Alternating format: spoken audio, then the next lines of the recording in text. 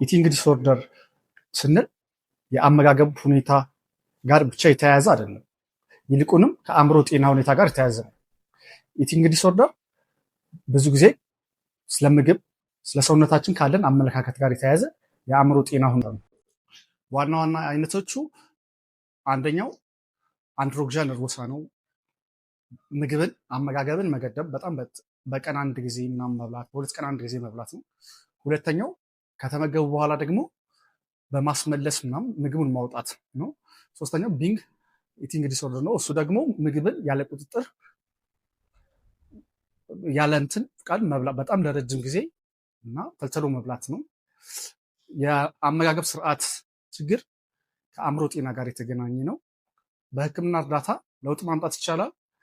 በአእምሮ ጤና ሕክምና በቴራፒ በምግብ በስነ ምግብ ባለሙያዎች እርዳታ የተሻለ ለውጥ ማምጣት ይቻላል። ጊዜ የአእምሮ ሕክምና ማዕከል በህሙማን